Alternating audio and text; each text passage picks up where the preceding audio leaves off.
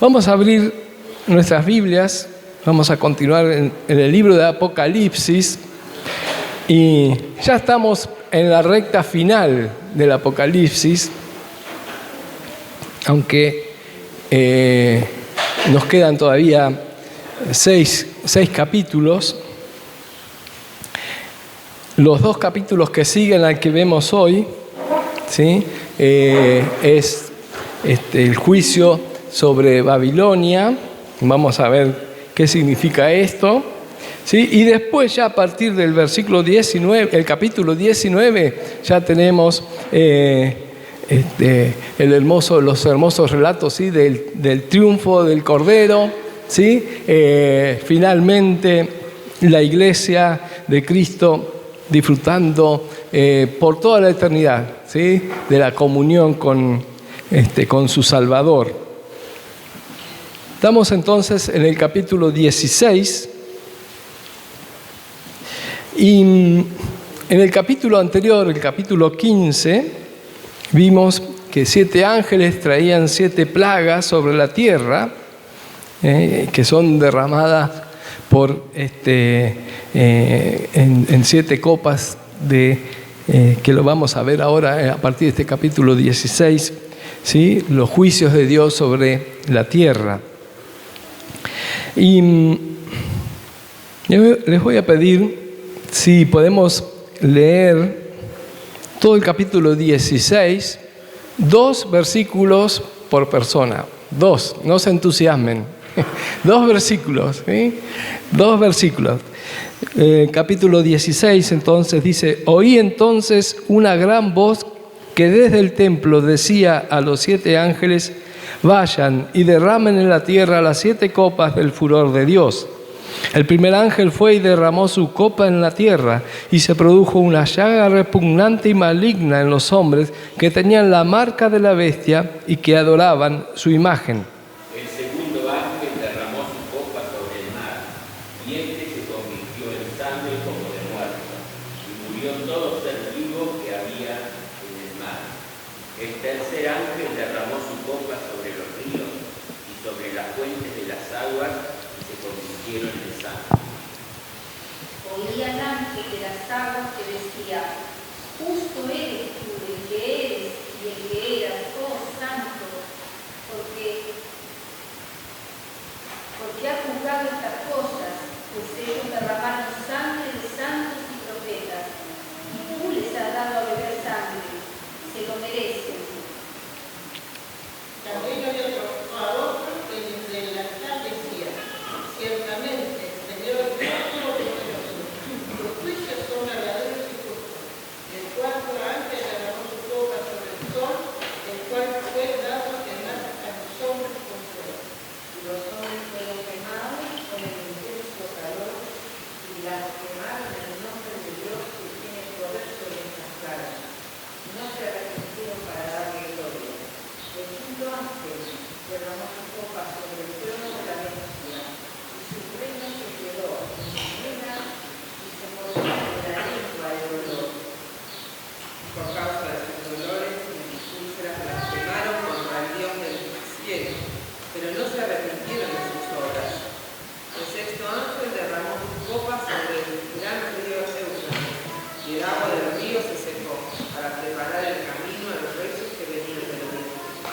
Y salir de la boca del dragón, de la boca de la bestia y de la boca del falso profeta, a 3 espíritus del mundo semejantes a Adán.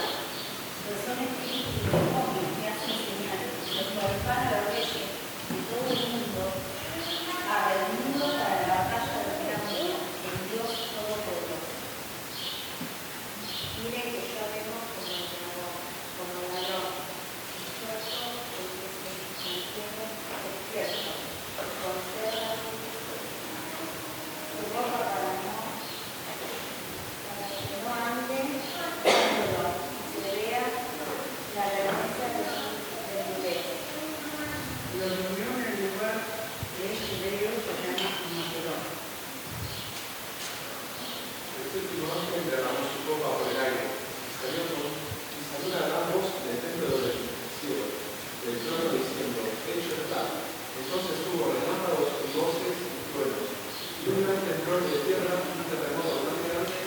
no hubo jamás desde que los hombres han estado sobre la tierra. La gran ciudad de Babilonia es de partes, y la ciudad de las naciones cayeron, y la gran gloria fue restaurada delante de Dios para darle la ropa de vino del Señor del suelo. Entonces toda la isla huyó y los montes no fueron hallados.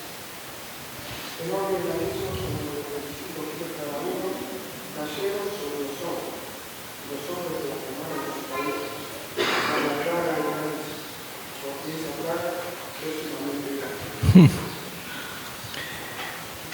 Tremendo relato, ¿no? De este capítulo 16 del Apocalipsis. Y vimos el domingo que vimos este capítulo 15, cuando vimos el capítulo 15, que hay un paralelo, ¿sí?, entre el Apocalipsis y el Éxodo, ¿sí? Bien, aquí en este capítulo 16 llegamos a la séptima trompeta, ¿sí? Es el derrame de las 7 copas que son parte de las 7 trompetas. Para entenderlo, ¿recuerdan cuando se le presentó a Juan un rollo, ¿sí?, que tenía 7 sellos y nadie lo podía abrir, ¿sí? Bueno, el único que lo pudo abrir, ¿quién fue? Cristo, ¿no es cierto? Jesús. A partir de ahí, el capítulo 4 de Génesis, 5, capítulo 5 de Génesis, a partir de ahí son 5 sellos, ¿sí?, de juicio de Dios sobre la humanidad. 5 sellos.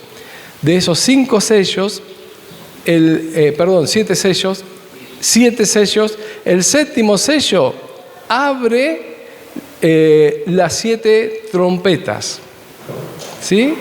Y la séptima trompeta, la última trompeta, da lugar a 7 copas, que son las que describen acá en el capítulo 16. ¿Sí? Entonces, la estructura del Apocalipsis en cuanto al juicio de Dios a Satanás y a todos sus seguidores, a aquellos que no quieren arrepentirse de sus pecados. Entonces, estos juicios son, primero arrancamos con los 7 sellos. De los 7 sellos, el séptimo sello da lugar o contiene 7 trompetas. Esas 7 trompetas, la séptima trompeta da lugar o contiene las 7 copas. Y esto ya estamos en el tiempo final, ¿sí? Lo que se describe acá en este capítulo 16, 17 y 18, ¿sí?, es el tiempo final. Recuerda, ¿no?, que decimos, se conoce, ¿no?, cuando suene la trompeta final, ¿no? A la final trompeta, un himno. Cuando se toque la trompeta final, está hablando del juicio final, ¿sí?, del tiempo del fin. Y esto, si ustedes me acompañan al capítulo 11, versículo 15, dice: el séptimo ángel tocó la trompeta, la séptima trompeta, ¿sí? Y hubo grandes voces en el cielo que decían: el reino del mundo ha venido a ser del reino de nuestro Señor y de su Cristo.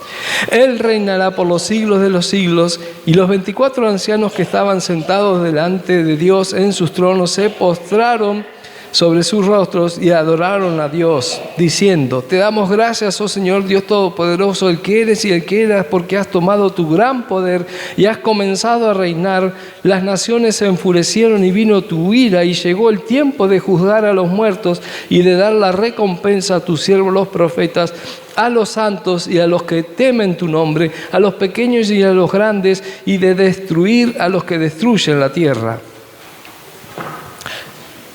Y me faltó un versículo más. El templo de Dios que está en el cielo fue abierto y el arca de su pacto se veía en su templo y hubo relámpagos, voces y truenos y un terremoto y fuerte granizada. Acá se ve claramente lo que venimos diciendo de la estructura del Apocalipsis, es cíclica, no es de interpretación lineal, no es cronológico, no es que una cosa va a pasar a la otra. ¿Me explico? ¿Sí? Sino que es cíclico.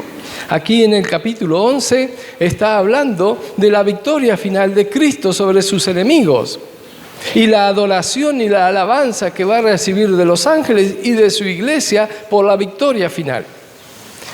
Si nosotros leyéramos en forma lineal y cronológica, diríamos, bueno, nos sobran capítulos porque ya acá está la victoria final. No, bien, sigue, vuelve al ciclo, vuelve a ampliar esta enseñanza, ¿sí? Y en el capítulo 16 se amplía, es como una lupa, ¿sí? Que amplía lo que vimos en el capítulo 11. Es cíclico, o sea, llega a un punto que es el final y vuelve, ¿sí? A relatar todos los acontecimientos que llevaron a ese punto del juicio final y lo amplía. Sé que es un poco técnico esto, ¿no? Pero es para entender cuando leemos el Apocalipsis, que no es algo lineal, pero tiene un poderoso mensaje, como hemos dicho en el Apocalipsis, ¿sí? Y lo que siempre decimos y debemos recordar, que para entender el Apocalipsis no tenemos que leerlo con la mente de hoy mirando el futuro, ¿sí? Personalmente creo que para entender el Apocalipsis tenemos que leerlo con la mente de hoy, pero mirando hacia atrás, a cómo lo entendieron los lectores originales del Apocalipsis, porque para ellos fue más que apropiado, fue más que oportuno el mensaje que llegó en las cartas del Apocalipsis que le llegó a las 7 iglesias escritas por Juan, ¿sí? Entonces, aquellos primeros lectores entendieron perfectamente el mensaje, ¿sí? Y ellos estaban bien familiarizados con el lenguaje apocalíptico, cosa que nosotros no estamos acostumbrados. El lenguaje apocalíptico es una forma de literatura, una forma de escribir libros, ¿sí? Apocalípticos, que era común en aquella época, sobre todo entre el pueblo hebreo. Bien, vamos a ver del versículo 1 al 14, incluido el final, versículo 17 al 21, donde se destacan, ¿sí? Las 7 plagas que vendrán, ¿sí? Sobre el mundo en el tiempo final. Y como decíamos, encontramos en estas plagas una analogía con las plagas del Éxodo, ¿sí? Hay una relación en el mensaje del Apocalipsis en relación con el Éxodo, ¿sí? Y en esta relación vamos a ver dos aspectos, ¿sí? Primero, el Éxodo del Antiguo Testamento, ¿qué trajo a Israel? Liberación. El mensaje del Apocalipsis es un mensaje que trae liberación definitiva, una liberación definitiva para el Israel espiritual. El Éxodo fue un mensaje, Dios levantó a Moisés, ¿sí? Y fue el libertador y los liberó de la esclavitud en Egipto. Pero este mensaje del Apocalipsis es mucho más grande. Como dice Hebreos cuando compara a Jesús con Moisés mismo, ¿sí? Jesús es infinitamente superior a Moisés. Y la liberación que trae Jesucristo es infinitamente superior a la que trajo Moisés para Israel. Ahora decíamos que hay 2 puntos en común con el éxodo del Antiguo Testamento. Primero, versículo 2. Dice que el primer ángel fue y derramó su copa en la tierra y se produjo una llaga repugnante y maligna en los hombres que tenían la marca de la bestia y que adoraban su imagen. Esta primer copa que produjo esta llaga repugnante vino dirigida a aquellos hombres y mujeres que adoraban a la bestia, aquellos que han rechazado a Cristo, que han rechazado el mensaje del Evangelio, que han perseguido a la iglesia y han abrazado la doctrina diabólica del anticristo y son sus seguidores. Aunque el versículo 2 no lo dice, ¿qué podemos inferir? Hay una enseñanza oculta, si se quiere, que se reflejó claramente en el Éxodo del Antiguo Testamento con respecto a Israel. La protección de Dios sobre su pueblo. En el Éxodo vemos, ¿sí?, cómo Dios protegía a su pueblo. Venían las plagas sobre Egipto, ¿sí? Granizo, mosquitos, ranas, oscuridad. Y en la casa de los israelitas había luz, ¿sí? Y había un granizo para el lado del territorio de los egipcios y en el lado de los hebreos no caía el granizo. Entonces, punto en común que encontramos acá con relación al Éxodo: la protección de Dios sobre su pueblo. Los juicios de Dios vendrán, ¿sí? Estas 7 copas de la ira de Dios vendrán, pero Dios protegerá a su pueblo. Y el segundo punto en común lo encontramos, versículo 9. ¿Qué pasó ahí con las personas? Fueron quemados con intenso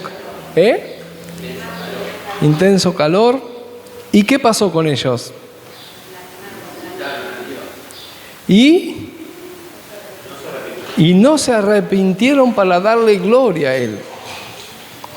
Acá tenemos otro punto en común, ¿sí? ¿Qué pasó con el faraón? Lo mismo, ¿sí? Se endureció más el corazón del faraón. A pesar que parte de su corte y aún sus sacerdotes le decían al faraón: despertá, reaccioná, esto es obra de la mano de Dios, esto es el dedo de Dios. ¿No ves que Egipto estamos en ruinas? ¿Sí? Un país devastado. Pero la dureza del faraón no dejó su orgullo de lado y no se arrepintió de su pecado y llevó a su país a la ruina. Vemos en común entonces en este relato el rechazo a arrepentirse de la gente.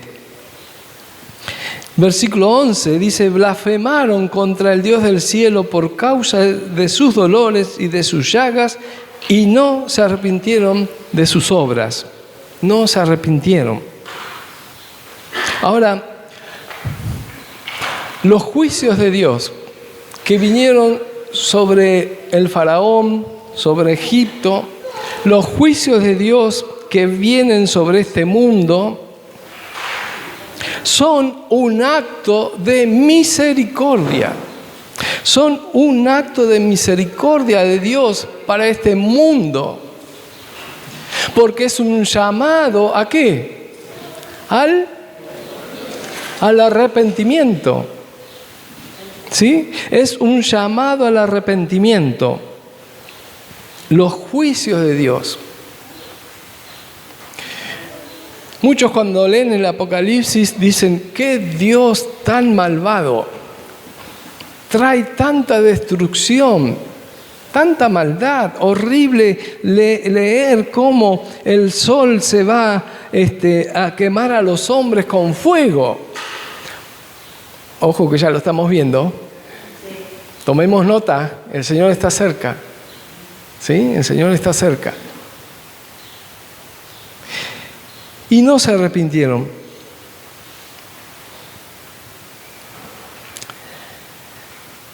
Y dice, bueno, ¿cómo semejante maldad? Dios es malo, porque trae tanta destrucción y tanto dolor a este mundo. Pero lo que la Biblia nos enseña es que el juicio de Dios primero está controlado por el Señor, pero los juicios de Dios son un llamado al arrepentimiento. Dios está llamando a nuestro corazón a que nos arrepentamos de nuestro pecado, de nuestra maldad. Hay veces que decimos, todo me sale mal, todo es oscuro, todo es negro. Y un día, el Espíritu Santo vino a nuestra vida y nos mostró que esos juicios de Dios que venían sobre nuestra vida eran consecuencia de nuestro pecado y de nuestra maldad. Y nos mostró que el único camino era arrepentirnos, confesar nuestro pecado y abrazar por fe la obra de la cruz. Y este proceso que hubo en nuestra vida es el mismo proceso que Dios quiere hacer general en el corazón de cada hombre y de cada mujer. La humanidad está en el corazón de Dios. Y Dios quiere que todos procedan al arrepentimiento. ¿Sí? Por eso dice ahí en segunda de Pedro, el Señor no se tarda en cumplir su promesa, según algunos entienden la tardanza, sino que es paciente para con ustedes, no queriendo que nadie perezca, sino que todos vengan al arrepentimiento. Estos acontecimientos terribles que vemos aquí en el Apocalipsis son la última oportunidad para la humanidad de arrepentirse de sus pecados. Terribles las imágenes que hemos visto de España, ¿no? De la famosa Dana. ¿No es un llamado de Dios a esta humanidad que le ha dado la espalda, que abraza la doctrina LGTB, que expone a los niños a la pornografía, a la pedofilia? Es un llamado de Dios al arrepentimiento a esta sociedad que ha abrazado la doctrina de Satanás, que quiere destruir la imagen de Dios en el hombre. Y este es el mensaje que debemos llevar en estos tiempos. Hay destrucción, hay maldad. Muchos dirán, ¿dónde está Dios? Dios está en medio de la tormenta, Dios está en medio del dolor, pero te está llamando para que te arrepientas de tu pecado, para que vengas a Él y seas sanado. Este es el mensaje poderoso del Apocalipsis. Este es el mensaje de estas 7 copas de la ira de Dios. Ira de Dios llamando al corazón de los hombres a que se arrepientan de sus pecados. Pero los seguidores del anticristo, como vemos, no se arrepienten. No están dispuestos a reconocer que el Cordero de Dios es Dios. A reconocer que el único que merece toda la alabanza y toda la adoración es el Cordero de Dios. Y a reconocer que han sido engañados por el anticristo, que han adorado al anticristo y que los ha llevado a este punto de destrucción, a este punto de tener que sufrir el juicio de Dios. Ellos, la humanidad, no está dispuesta a reconocer su derrota y la derrota de la bestia y darle la gloria a Dios. Acá juega mucho el orgullo del hombre, como le sucedió al faraón. El orgullo.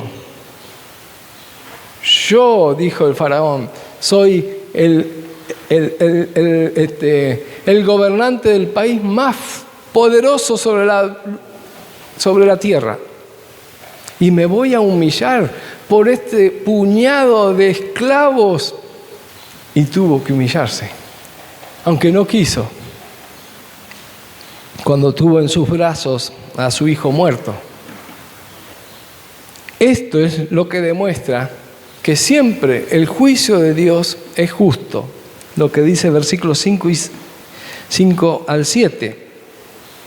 Oí al ángel de las aguas que decía: justo eres tú el que eres y el que eras, oh santo, porque has juzgado estas cosas, pues ellos derramaron sangre de santos y profetas, y tú le has dado a beber sangre, se lo merecen.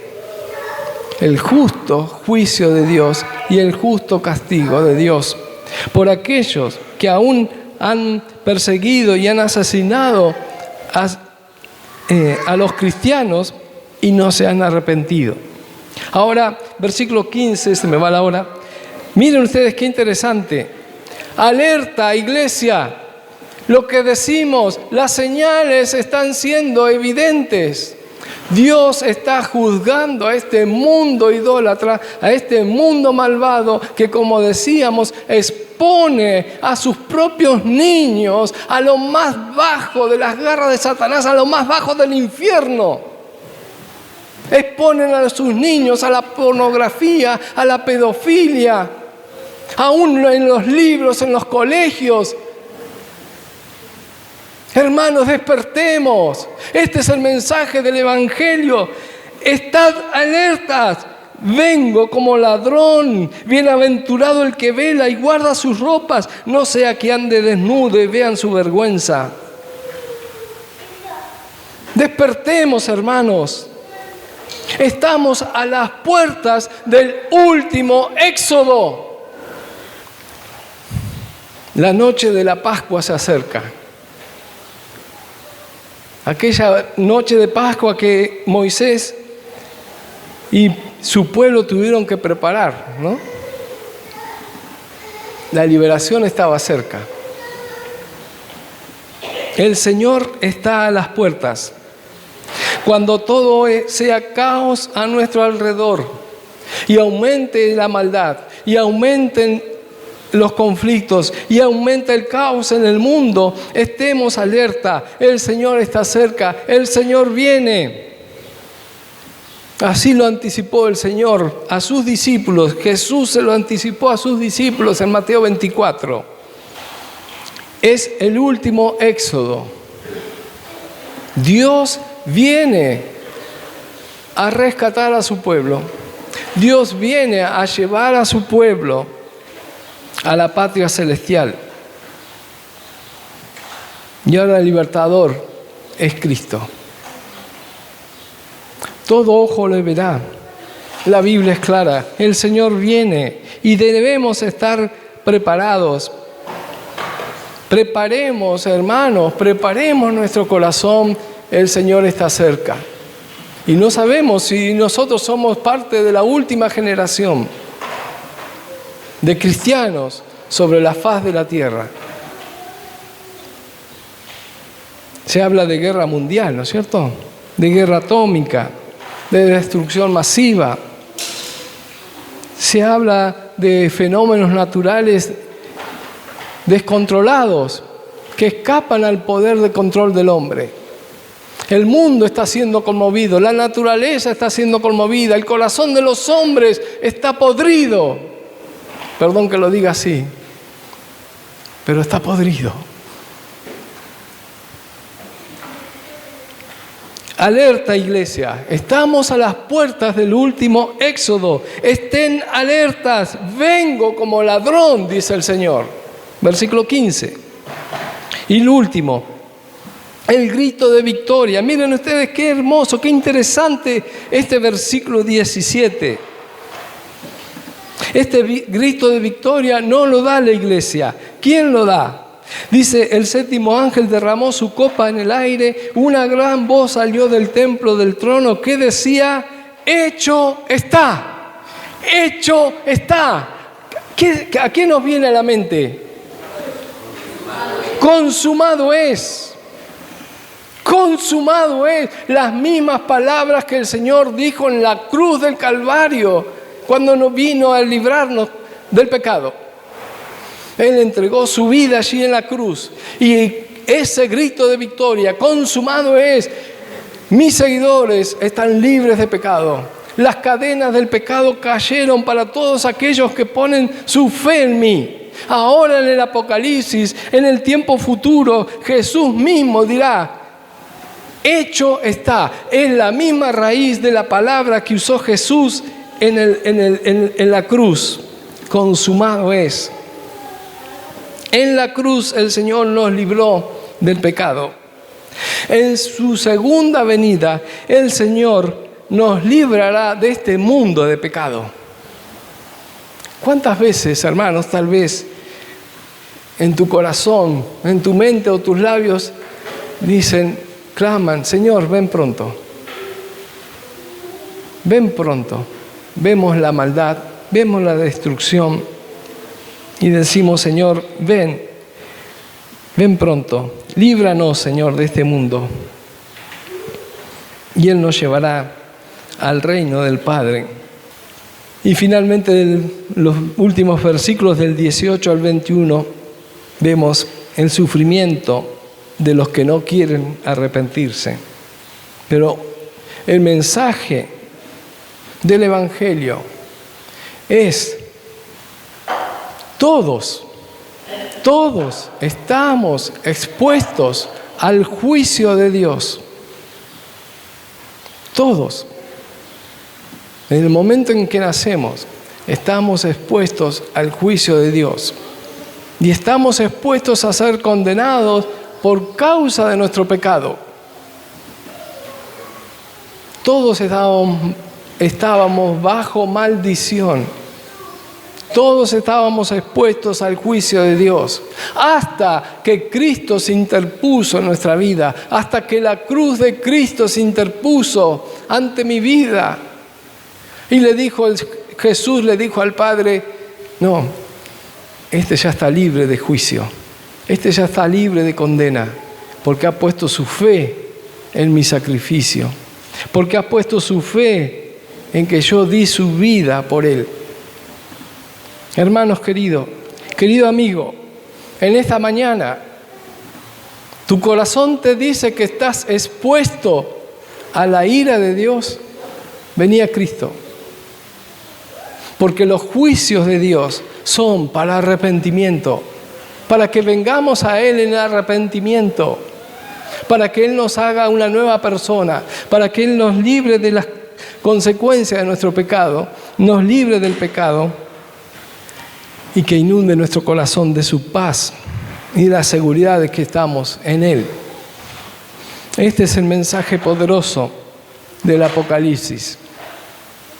El mundo está bajo juicio. El mundo está expuesto al juicio de Dios. Y si el mundo no se arrepiente, será condenado. Pero ven a Cristo, ven al Señor. Ven al Señor, abre tu corazón a Cristo. Y en esta mañana dile, Señor, yo sé que he hecho cosas malas. Yo sé que he pecado contra ti. Yo sé que he pecado contra otros. Pero en esta mañana pongo mi confianza en ti. Y sé que en la cruz vos llevaste mi pecado de violencia, de vicios, de maldad, de enojos, de ira, de resentimiento. Todo tú lo llevaste en la cruz por mí. Señor, abro mi corazón. Abro mi corazón en esta mañana para que tú vengas a morar a mi vida y me limpies de todo pecado y de toda maldad. Amado Padre Celestial, te damos gracias por tu palabra, por este duro capítulo 16 del Apocalipsis, pero que también nos habla de tu amor, de tu gracia, de tu misericordia, llamando a los hombres al arrepentimiento. Señor, te rogamos en esta mañana que tu Espíritu Santo esté llamando corazones al arrepentimiento. Que vengan a ti, que reconozcan su pecado y que abracen los beneficios de la cruz. Que tu gracia, Señor, esté trayendo el don de la fe para creer en esta mañana en ti. Glorifícate, Señor, en medio nuestro. Te lo rogamos, Señor, humildemente, en nombre de Cristo Jesús. Amén.